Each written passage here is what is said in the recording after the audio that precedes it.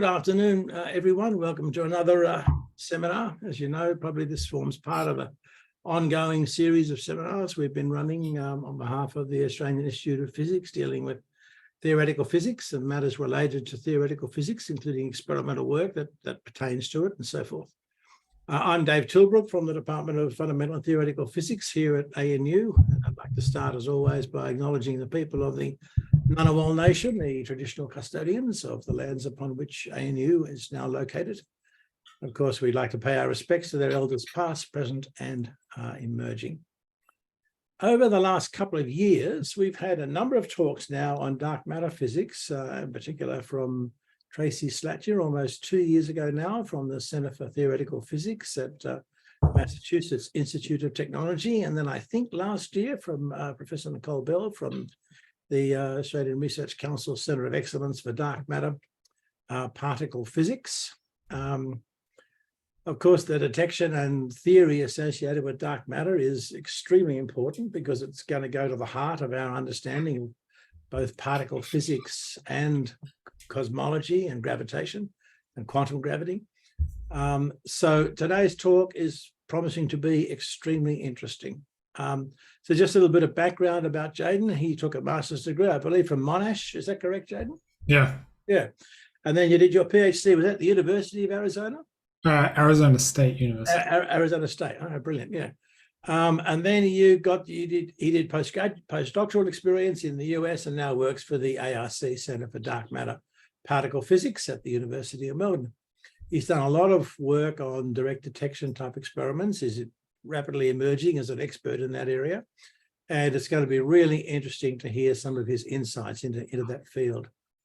If you have any questions that arise during the talk for Jayden, please feel free to just type them in the Q&A panel at the bottom and we'll get to those at the end of the talk. So this is a great opportunity for me to introduce Jayden with his talk entitled Exploring Dark Matter Detection Across Interdisciplinary Frontiers. Over to you. Thanks, Jayden. Thank you, David. All right, yeah, so with that introduction, I'll move straight into it. So the outlook for the talk is I'll start by reviewing the evidence and then I'll move into some background stuff on particle dark matter and how it's detected. And then the end it will be more focused on direct detection, which is what I've worked on the most. And when I was putting this together, what I was sort of thinking of is all the different types of physics that come together to contribute to our search for dark matter and understanding it. So the evidence for dark matter is all astrophysical, it's all large scale, astrophysical and cosmology.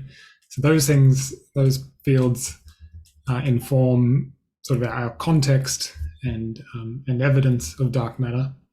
But then when we want to actually detect it and learn something about it, then it's you have to learn lots about how dark matter could interact with atoms and nuclei, and that requires some learning about nuclear physics, atomic physics, and so on. So it's a really sort of interesting thing to study because you get to dip your toes into a lot of different types of physics. Okay, so starting with the intro. So we have now a really comprehensive view of dark matter across length scales across the whole universe. So starting on the left, we've got scale of the entire universe in the cosmic microwave background. And when we observe that, we can tell that there's at least, or about 15% of the universe has to be in dark matter. And then if we move down to smaller scales, galaxy clusters, you get a similar measure. And that's sort of still talking about very large scales, but even when we measure it in galaxies down the scale of 10 to the 20 meters, we find that there's still a lot of dark matter. Now that number becomes a bit smaller because in galaxies, it's sort of the smaller you get, you can find regions where there's more matter clumped together. And so you can have sort of regions where it looks like there's more matter in the center of galaxies, but then as you move out, you can find that there's there's a large halo of dark matter around the galaxy. So I'm going to step through some of these more in detail. So the cosmic microwave background, I'm sure you're all aware of that, of what it is. It's this leftover relic radiation that has now been redshifted into the microwave from the very early universe. But actually, when you come to like trying to work out how much dark matter is there, you need to have a look at this power spectrum of the fluctuations, of the temperature fluctuations. And I found these very neat animations, so where we can actually just understand how the amount of dark matter affects these peaks. So those peaks that you see can get affected by the amount of matter. So if you just, as this pink bar goes up, that means there's more matter in the universe, and that damps these peaks from forming. And then if we just play with the amount of baryons, we find that they affect the odd peaks more than the even peaks. And so if you really what happens is that you can fix the total amount of matter, and then you can fix how much baryonic matter based on the cosmic microwave background. And when you do this sort of multi-parameter fit, the parameters that go into this is called the lambda CDM, which is like the cosmological standard model. Lambda stands for dark energy, and the CDM is the cold dark matter part. And then you also have baryonic matter. Now, that means so when you do that, you're able to perfectly reproduce the cosmic microwave background.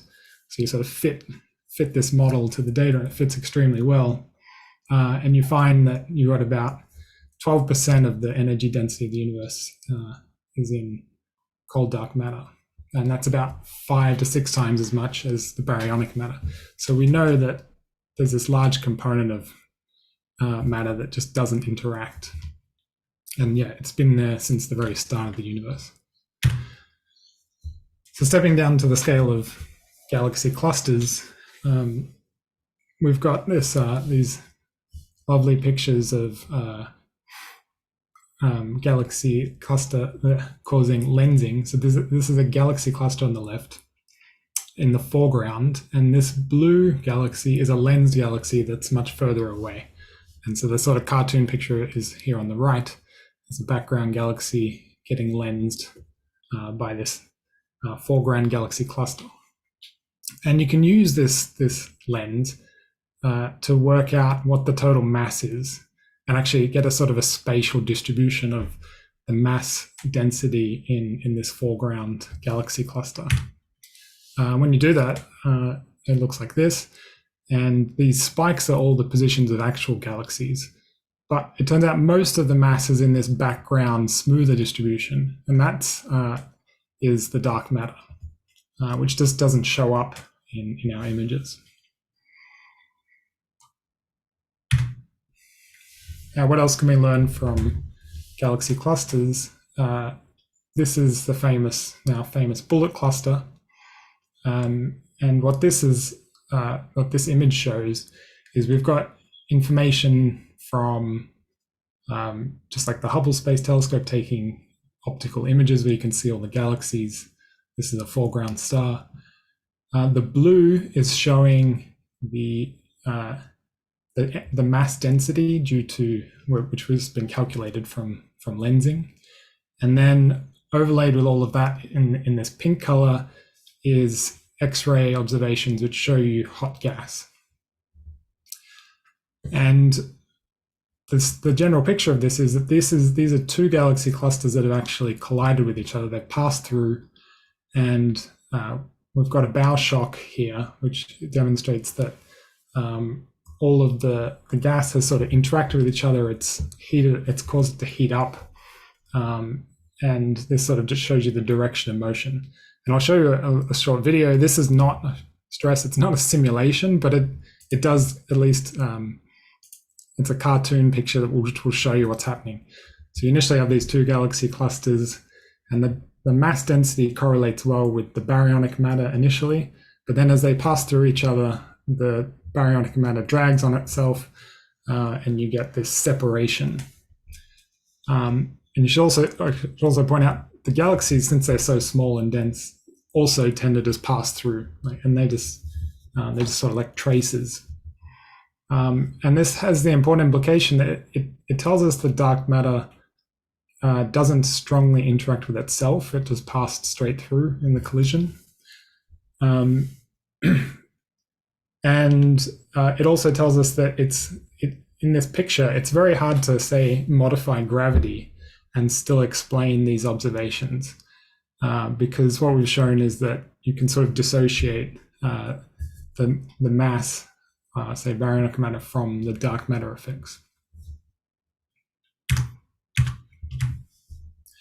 Okay, so moving down to the smaller scales, this is just one example in M31. When you measure the rotation curves of the velocity that the stars are moving around galaxies as you move out from the center, instead of finding that it goes as, say, when you have most of the mass in the center for an orbit, you expect it to go as 1 over root r, you find that you get this basic constant.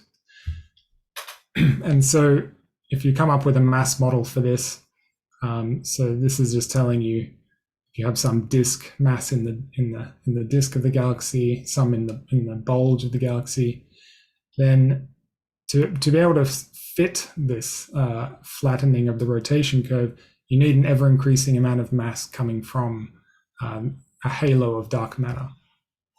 And so within like the visible part of the galaxy, you can see that the halo of dark matter isn't contributing as much. It's still dominated by baryonic matter, but nonetheless, you still need this component. So we're talking 10, 20, 30 kiloparsecs. So we're still like in the main part of the galaxy. Okay, so move down to smaller and smaller scales, but what would be really relevant to be able to learn, to sort of inform our experiments, especially down here on Earth, is on even smaller scales. So we really need to know the local astrophysical context, and a lot of effort through astronomers has gone into trying to pin down what the local density of dark matter is. So here, this is just a series of measurements that was recently summarized in a review article. At the top, we've got the astronomers' units, so the dark matter density and solar masses per parsec cubed. And then on the bottom, the particle physicists, we like to use GeV per centimeter cubed because we expect the mass of the particle to be order GeV. So it sort of just gets you immediately to sort of think about the number density has been quite small, of the order of a few particles per cubic centimeter.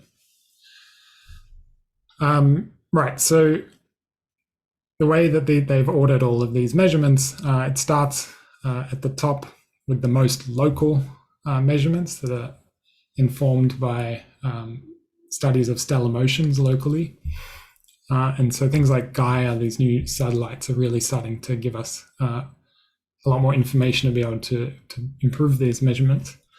And then as you move down, you start to bring in, you look at larger regions of the galaxy and bring in more modeling of the dark matter distribution.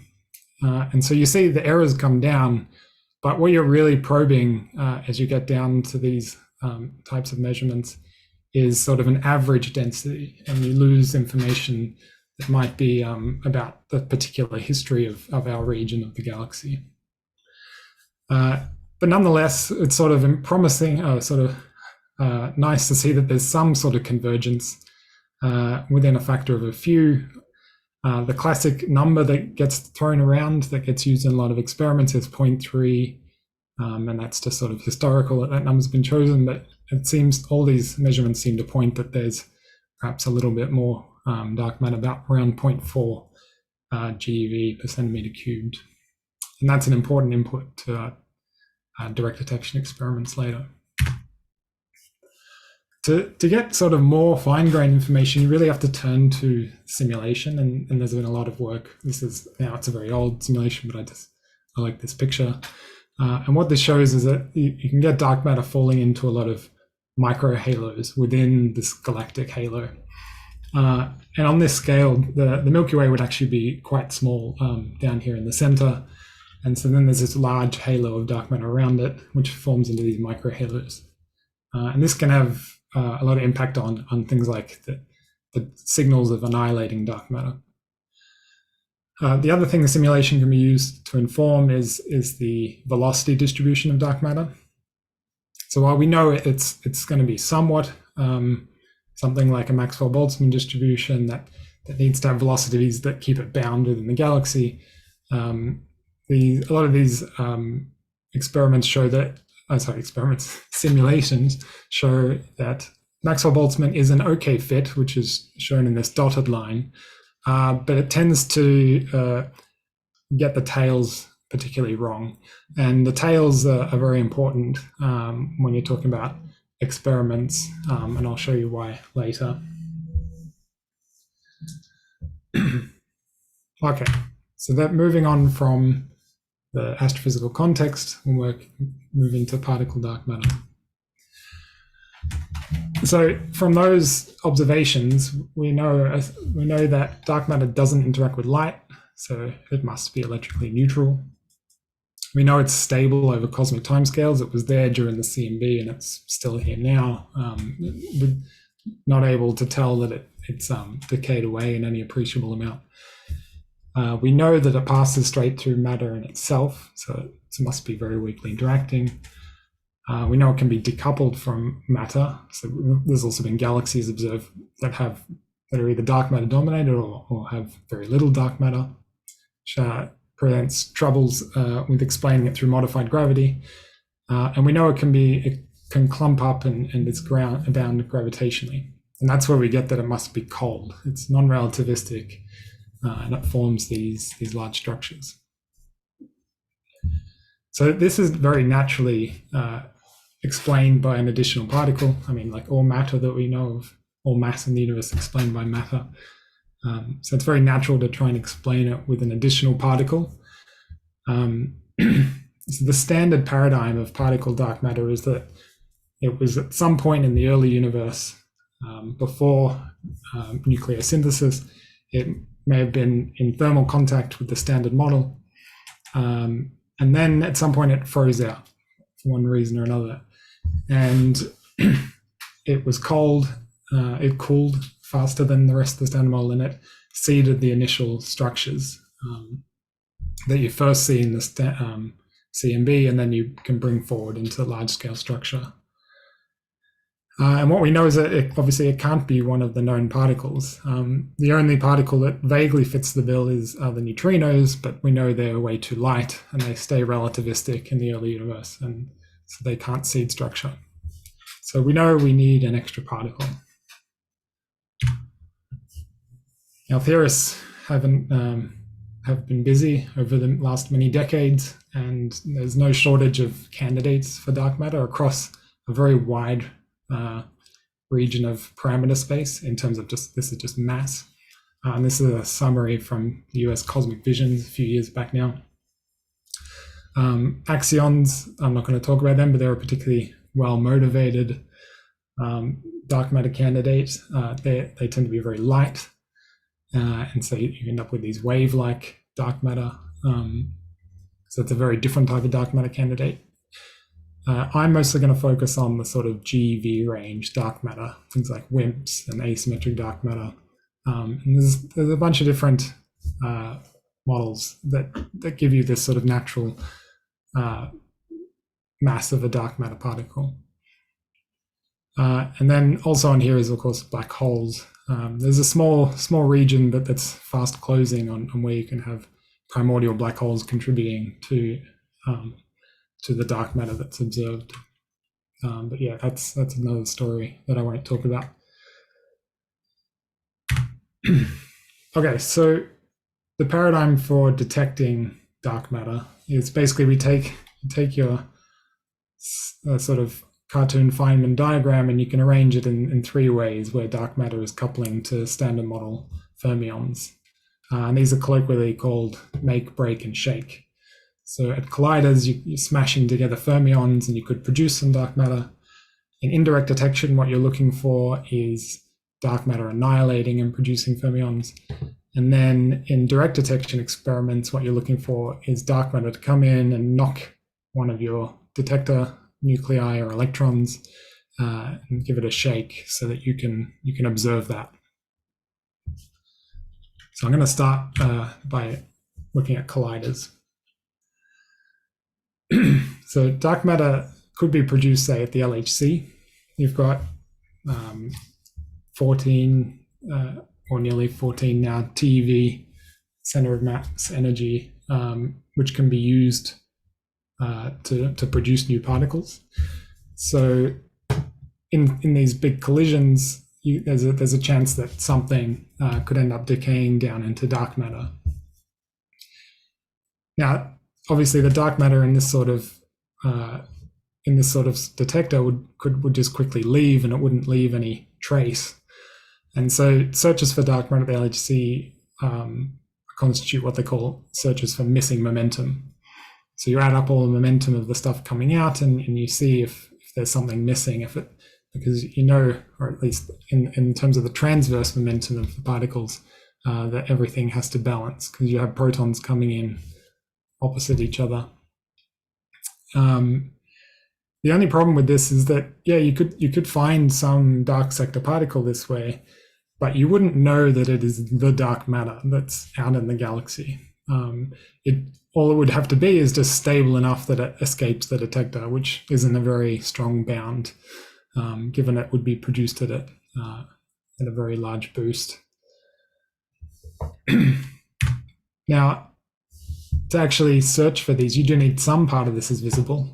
So just as an example, the simplest channel that you can search for is what's called monojet or mono-V.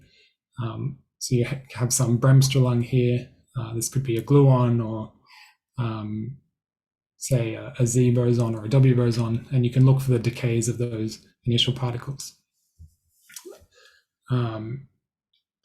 Yeah, and so a common strategy is to look at what's called a simplified model. So you just take the standard model as we know it, and then you add in a dark matter particle and some mediating particle that connects it back to the standard model. So I've just given one example here. So there's an axial vector mediator which couples the dark matter to the standard model. They assume some coupling to quarks and dark matter here. And then you just look in the whole parameter space of the mass of this mediating particle and the mass of the dark matter. These red regions, to the right of these red regions, you would produce too much dark matter, which would overclose the universe, so you don't want to do that. And over here, you violate perturbativity. So you sort of want to already be in this area here. And the limits from, this is a fairly recent result from Atlas collaboration, is given by this black curve, this solid black curve there. And so everything below that has been excluded. So yeah, as the LHC operates longer and longer, you get a larger data set. This sort of can march up a bit. It can't really go much further this way because you need to produce these particles. And 2 TeV is already a big ask to produce at the LHC, but this will go a little bit further as the LHC accumulates more data. So another way of producing dark matter in a collider is at a fixed target or a beam dump experiment. Now, there's lots of types of these experiments, but I'm just going to focus on one type that I've worked on and give you an example. So these are spallation neutron sources, where you have a proton synchrotron, and then you impinge that on a target. Normally, this is a target of something like mercury or some heavy metal or lead or tungsten. And it produces a lot of spallation neutrons that are useful for imaging and a bunch of other science. But as a byproduct, they also produce a lot of neutrinos and could also produce dark sector particles. And so there's now there's some interest in using these neutrinos to detect things like coherent scattering of neutrinos, and also constrain some models of dark matter. So just to take this one example of producing dark photons, the channels it can produce them through is this is pion absorption, then pion decay, eta decay, and just bremsstrahlung from charged particles. So basically anywhere where you would produce a photon, you could also produce a dark photon. So in some of these models, the dark photon could be coupled to dark matter, and you can have a viable dark matter model that way. This is an example interaction Lagrangians. So here, the dark photon is mixed with the standard model photon, and it basically produces a new vertex which looks like standard electromagnetism, but the mixing, you make it mix in with this dark particle such that this epsilon is very small. And you can do that through some higher dimensional physics to make this sort of a small number. And that's the way you sort of hide it from previous experiments, is you make this coupling of this new sort of dark photon to be very small. The coupling to dark matter is not constrained, and this coupling can be strong. Now, if your dark matter particles are lighter, or more than half as light as your dark photon, the dark photon can decay to a pair of dark matter particles, and this is a cartoon I drew. Then out of these will race out of the target, and they can be detected through collisions on nuclei. And you can either detect the nuclear recoil, or this can excite the nucleus, and then you can observe the inelastic channel when the nucleus decays. This is just an example distribution of the dark matter energies produced at one of these experiments. This was produced through simulations, Monte Carlo simulations, and so these are the different channels and how they contribute. Basically, bremsstrahlung can almost be ignored, and pi naught decay is the largest contributor, and you're mostly limited by the amount of energy that's available. So these beams tend to only have protons of about a GeV, and so you can only produce dark matter up to typically maybe even half a GeV of energy.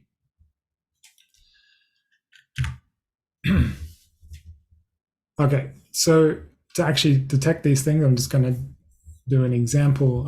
So there was two channels that I mentioned previously, the elastic channel and the inelastic channel. The elastic channel had been used previously, but in some work that I published last year, we extended this to look at the inelastic channel. So the elastic channel is you get, because you're coupling to charge in these dark photon models, you get a z squared, but then you're suppressed by epsilon squared, which I was saying this is a small number to make it consistent with previous experiments. In the inelastic case, it's similar, but now you're coupling to the nuclear spin. And what we have done in this case is to simplify it to consider Gamow-Teller transitions. And so you need to calculate this operator, which we did using large shell model calculations. Now, when you do that, you find that, or sort of as expected, the inelastic transition has a much smaller cross-section than the elastic cross-section. So yeah, it's a more difficult channel in terms of total number of events, but what you're hoping is that by searching for one of these inelastic transitions, you'll have a lower background. And so in a follow-up work, we did that. So the inelastic channel, you have increased detectability. So the decays of these excited nuclear states have MEV gammas as their signal. versus the elastic scattering, which is KeV nuclear recoils. And when you get to do that, you can sort of zoom in and search on particular excited states that you're interested in. So you can do a line search, and that increases your signal to background ratio. Okay, so as one example, to calculate this, so you can either calculate this nuclear matrix element through, like I was saying, through shell model calculations. Or another thing you can do is we went and looked at a prior experiment. So one of the neutrino scattering from carbon-12, you can put carbon in a excited state with 15 MeV. And this was observed by the Kármán experiment in the 90s. They had something like 80 events of this. And so they use that to calculate what this transition strength is. So the GT transition strength for this is 0.25. That number doesn't matter to you, but what matters is that we can basically put this number, it's the same matrix element that goes into the dark matter calculation, because they're both just neutral current scattering from the nucleus. And so we sort of use this neutrino experiment to calibrate our dark matter experiment. And at the same time, since this was in good agreement with the theory prediction for this cross-section, we can use this data here directly to already put a constraint using the inelastic channel. So when we did that, we considered a series of experiments. So this past experiment, Kármán, and some future and current experiments that are running in the US. And we find that Kármán, this is Kármán in this green line, and in this parameter space, it sets very good limits. So this is sort of a common parameter space to constrain, where you factored in this epsilon squared, the mixing of the dark photon, the coupling constant to the dark matter side, and then it's as a factor of the dark matter and dark photon mass. So these prior constraints are given here in blue and purple, and those are all using elastic transitions. And so this inelastic transition, using prior data that already existed, we were able to set much stronger limits. The thermal relic cross-section, so the values of this parameter space that reproduce the right amount of dark matter in the universe, is given by this black or grayish curve here for this fermionic model. And so we found that in this future experiment, PIP2BD, which might be at Fermilab, they will be able to probe down to this thermal relic benchmark when they collect enough data. So that's promising. Okay, so now moving on to indirect detection. This is the breaking of dark matter annihilating. So you're looking for signals of dark matter annihilating in the galactic halo or decaying to some standard model final states.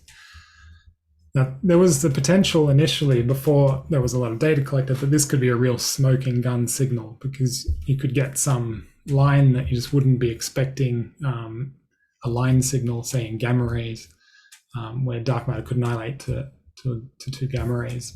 But in practice, that didn't turn out, and the signals that we do have are very easily sort of confused and mixed up with the astrophysical backgrounds. But yeah, this is the basic picture. Fermi satellite looks for gamma rays, which could be made through dark matter annihilation. And then the alpha magnetic spectrometer, which is on the International Space Station, it looks for charged particles. Now, charged particles don't get to take a direct route through the galaxy because of the galactic magnetic fields. And so they propagate and they move all over the place. And that also smears out the energy distribution. Now, the nice thing that you would hope to observe is that the density of dark matter across the sky it's obviously very strongly peaked towards the galactic center. And if you're looking for annihilation, you have to square the density of dark matter. And so on the right here is you take the dark matter density and square it. This is from some simulation that had some microhalos in it. And this is sort of the expected picture that you would hope to observe if dark matter was annihilating to photon final states. On the left is the 2-year sky map from Fermi. And as you can see, there's a huge astrophysical backgrounds that you have to deal with.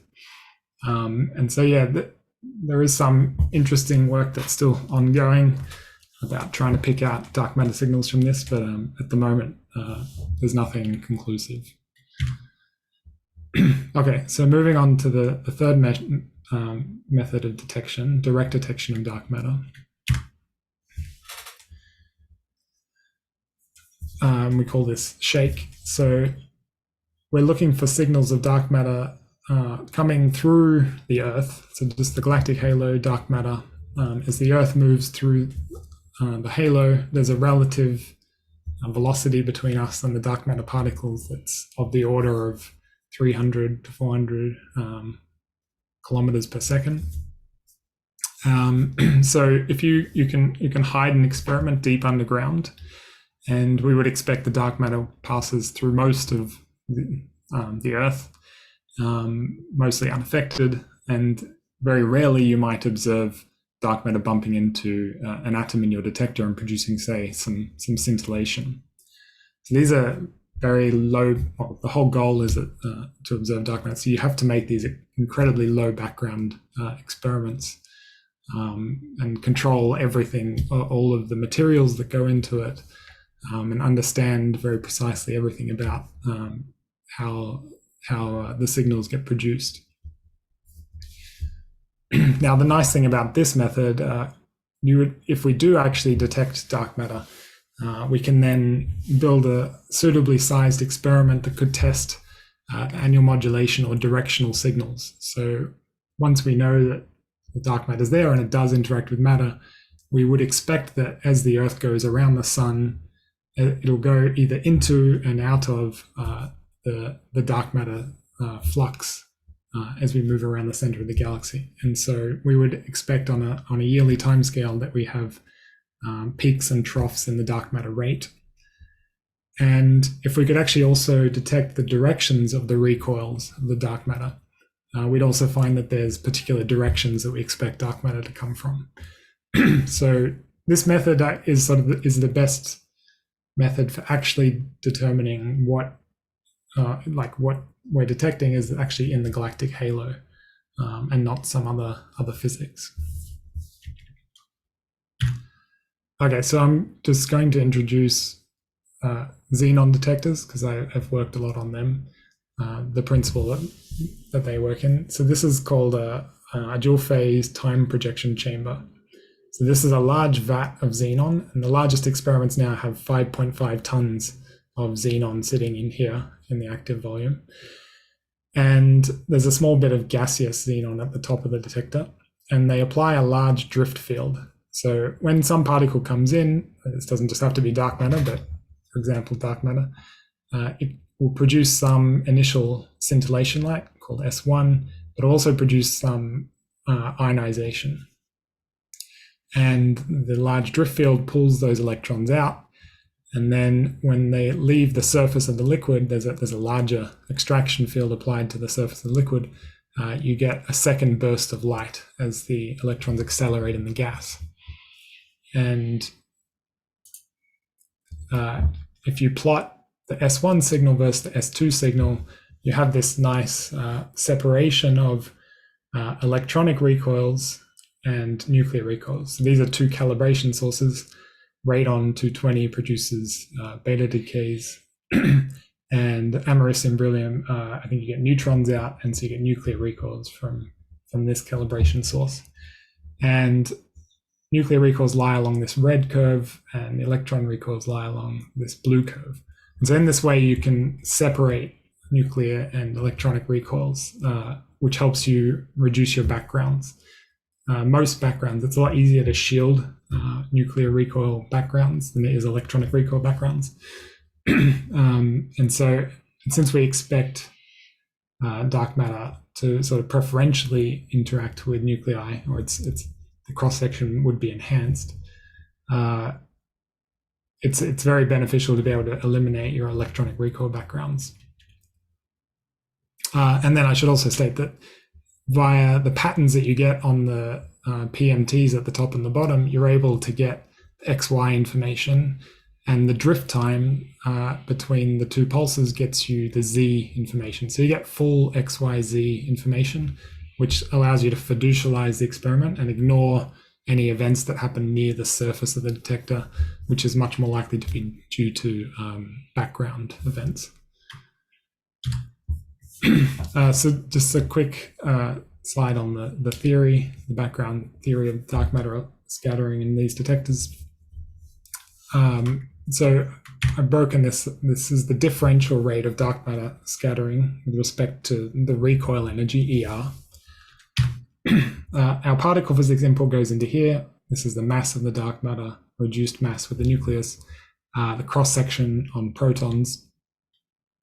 The nuclear physics comes in here. This is the most simple sort of model where you have dark matter just directly interacting with protons and neutrons in the experiment through what we call a spin-independent interaction. And this is your nuclear form factor. But more exotic interactions require more detailed nuclear physics calculations. And then the astrophysical input, this is where you have to integrate over the incoming velocity distribution, F of V, of the dark matter and its density. So just to look more in detail at the nuclear form factor. So in the case of this spin-independent interaction, just by the Born approximation, it's the Fourier transform of the density distribution. So if you have some density distribution of your nucleus, you can take the Fourier transform of that. These are parameterized in different ways. There's a lot of different form factors available. But it turns out for the recoils of interest in these dark matter detectors, a lot of the form factors agree to a very high degree. So the actual choice isn't very important for most, for a lot of common types of dark matter.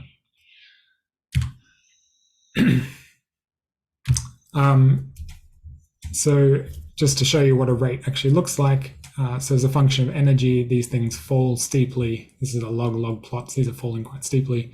Lighter dark matter falls more quickly just because of kinematics. It doesn't have as much kinetic energy coming in, and so it doesn't impart as much energy in a nuclear recoil. And so when you draw these curves show ISO event rate curves in a detector.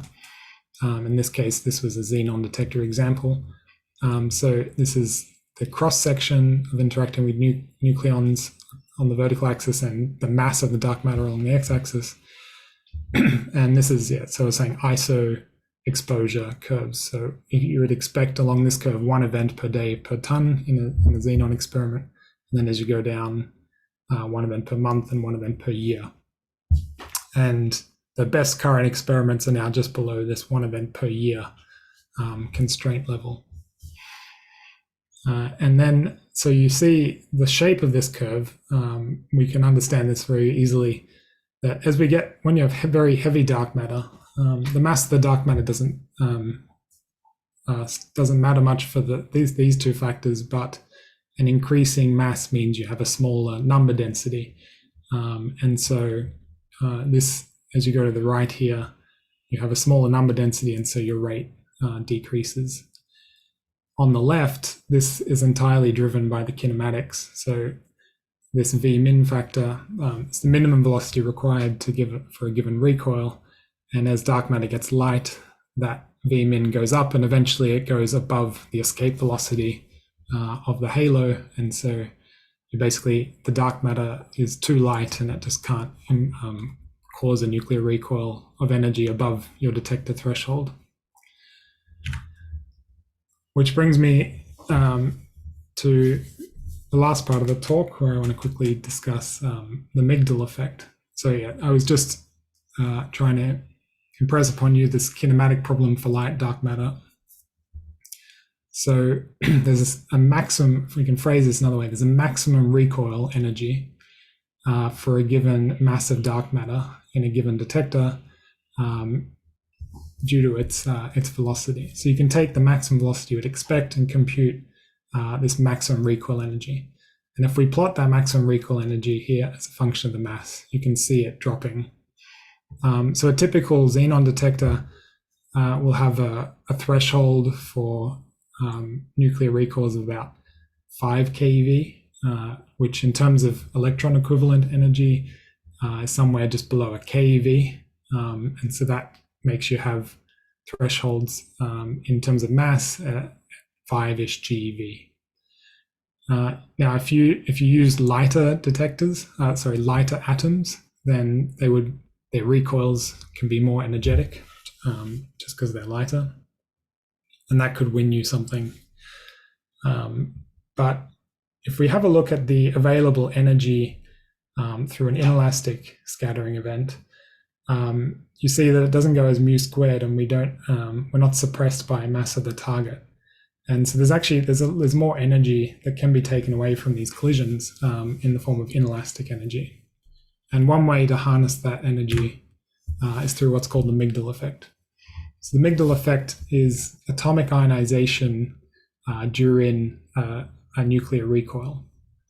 So this picture I've taken from the PRL from Matt Dolan a few years back. So you can have dark matter come in, give the nucleus a bump. This perturbs the atomic system, and there's a small probability then that you could just ionize an electron directly from that, even though the dark matter only interacted with the nucleus. So this is also called electron shake-off, and it has been observed during nuclear decays. So a nuclear decay, say if an alpha particle comes out, the nucleus recoils, and that can also cause an electron to shoot out. But this hasn't actually been observed just due to some neutral particle scattering. So now there are currently efforts to do that using neutrons, but I'm not going to talk about that today. A brief history of the Migdal effect. It was proposed by Arkady Migdal. He's a Soviet physicist. Then appeared as a Landau-Lifshitz problem. I don't speak Russian, or not very well. But if you translate that, it was basically set as a homework problem, and it sort of went completely ignored by dark matter physicists until 2018. There was a paper about it earlier in using it for dark matter, but it was sort of ignored until this 2017 archive paper by Ibe et al., where they really set up this picture that you could improve your detectability of dark matter through using the Migdal effect. So what goes into the rate calculation? Basically, you can factorize the rate into the recoil of nuclear recoils, and then a factor that's the probability of exciting ionizing the atom. So these get calculated numerically. Ibe et al. Did this in the dipole approximation.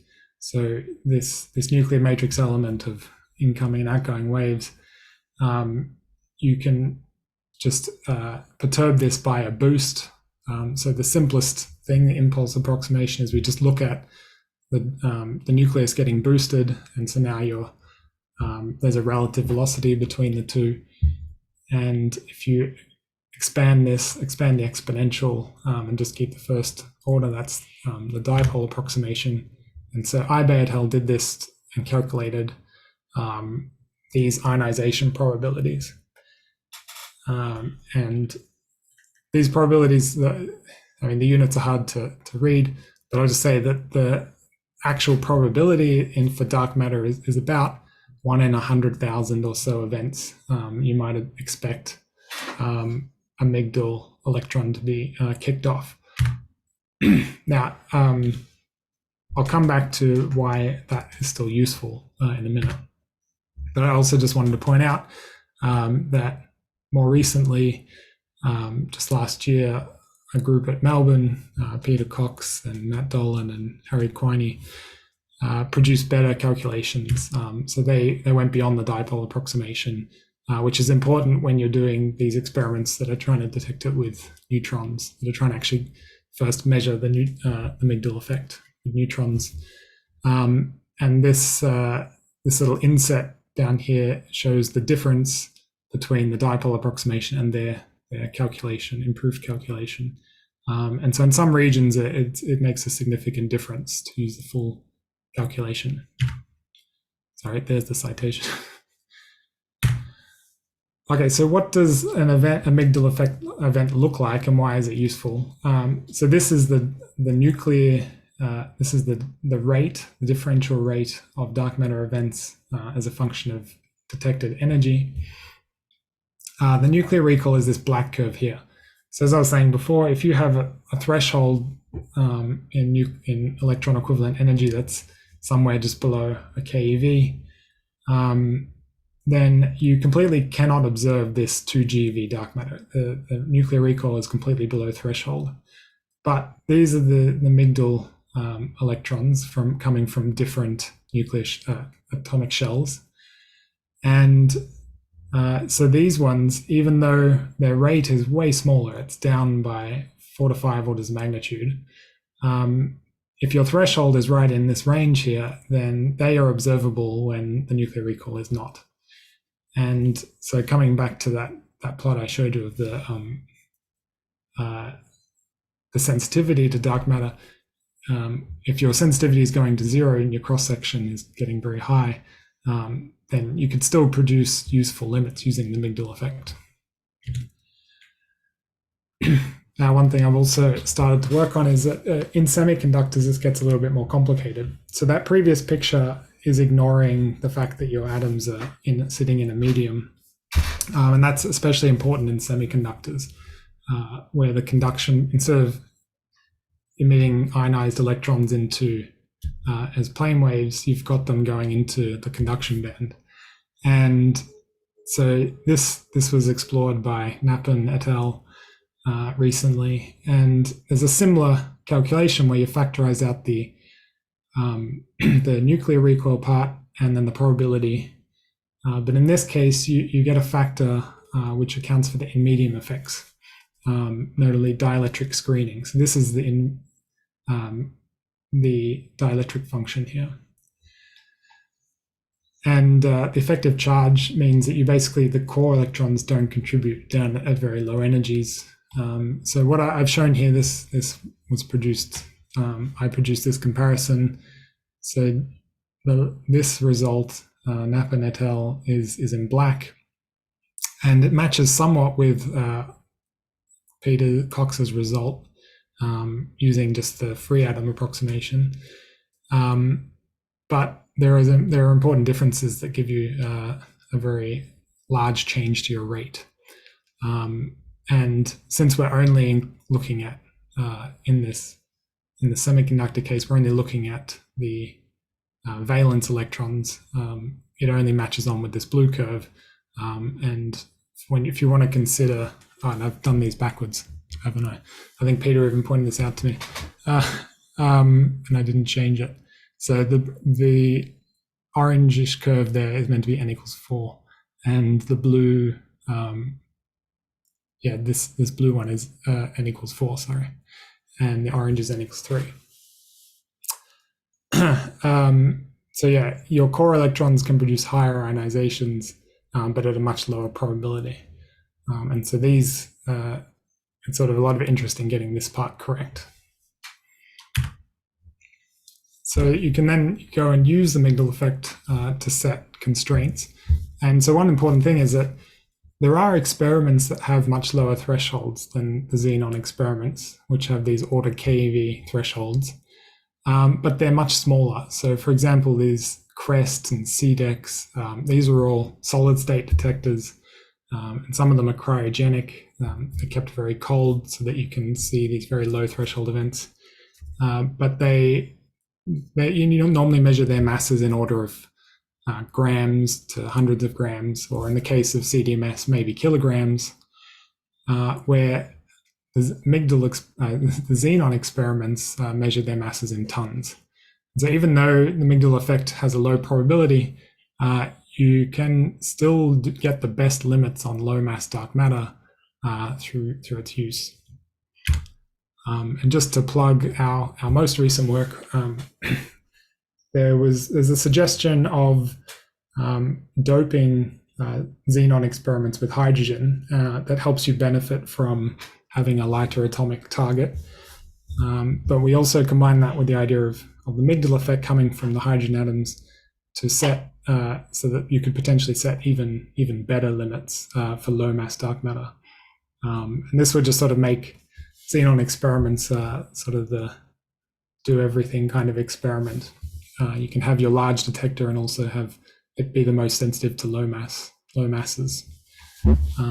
So just to summarize, the evidence for dark matter is very sound, and it covers a lot of scales in the universe, but it is only gravitational at the moment. A particle solution is sort of the natural fit, and it works with all the evidence. We have 3 ways to probe that particle dark matter that I talked about: make, break, and shake. And I believe direct detection gives us the best handle at actually, well, best chance of properly discovering what the dark matter is. And there's a lot of rich phenomenology to explore. So gives lots of opportunities for the future. Thank you. Thanks very much, Jayden. That was an interesting overview. I don't see any questions in the Q&A panel. Can I just start with, this is probably a really naive question. So what's the non-relativistic nature of the dark matter particles in the galactic halo? Is that because if they had any higher energies than that, they would have escaped the gravitational pull of the galaxy? Is that the cause of that? Yeah. So it's statistical. It doesn't relate directly to the formation of the galaxy in the first place. No. So yeah, really, the way the halo sort of would settle down and form does give you some initial thing, and I guess it's assumed that the dark matter doesn't cool significantly over time. But the main thing that sets the velocity distribution at this region of the galaxy is the potential well, and here at the local part of where we are, it's about the escape velocity is about 500 kilometers a second. So yeah, okay, I see. And the peak in that curve that you showed was around about 300 or so. Yeah, and that is actually showing it boosted into the frame of Earth. So that peak is mostly due to the relative velocity of the Earth with the stationary galactic frame. And is there any reason to believe that the dark matter halo would be pulled into rotation with the visible matter? So there's a little bit of work on this. There would be a small effect, but it tends to be of order of like 10 to 20 kilometers a second. So it may have a small effect, but we generally ignore it. Oh, okay, I understand. Oh, yeah, there's a couple of questions coming in. I'll go to somebody else and then see what we've got. So the first question is, when we say dark matter, does that mean that matter doesn't make black body radiation? So, the dark matter, yeah. So if it doesn't interact, so we say it's electrically neutral, then it's not going to produce black body radiation. Yeah, of course. That means it also it doesn't dissipate. So that's another reason why the galactic halos of dark matter are so large. Yeah. They don't collapse all the way down, and they don't form disks that you get with normal matter, because they have no way of dissipating their heat and cooling further. But in terms of the total, if we pick a Milky Way galaxy or an Andromeda galaxy, how much we're saying roughly 15%. Is that correct? Of that mass is in dark matter? Yeah, Is so did I get that right? it's a move. Yeah, it's a bit of a what do you call it when you the goalpost shifting? But like depending where you call a galaxy, Yeah, yeah, you include more or less dark matter, and the further you go, the more you start to include more and more dark matter and less matter. yeah. Of The course. far reaches of the galaxy, and Yeah. but typically where you cut it off, you get something like 15%. Yeah, and so you've got 15%. 15% of the galaxy is normal matter. Oh, right. Yeah. So you've got 15% roughly of the mass. It's spread over a much larger volume.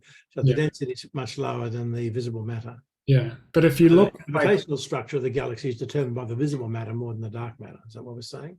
the rotational part, yes. But if you look like right in the center of the galaxy, it's dominated by visible matter. Yes, of course. The densities of visible matter is higher. Yeah. So even locally. Right. The normal calculation is that within the Earth there's about 1 kilogram of dark matter at any one time. That's not a real lot. And across the whole solar system, you've got like a mid-sized asteroid worth of okay, that's interesting. That puts it into perspective for us. Peter Riggs' question is exactly the question I was going to ask.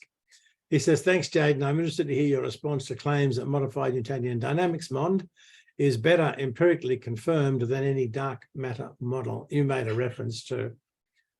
one reference to this in the talk where you said that the bullet cluster, I think it was, explained easily by MOND, but we're all interested in your view on this.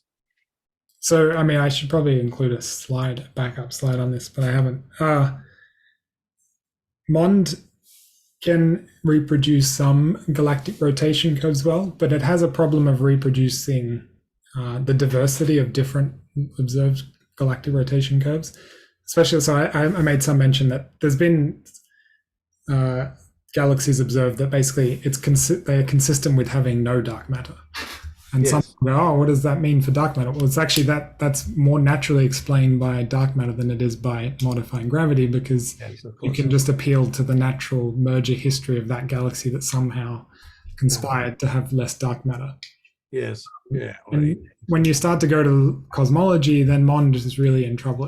It's very difficult to reproduce the cosmological observations through modifying gravity.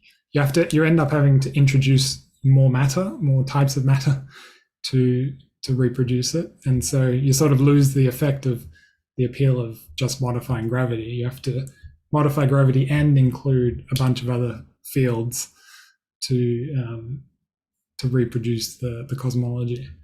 Also, aren't there an increasing number of gravitational lensing observations consistent with so that maybe I do have an extra slide on that. Let me see.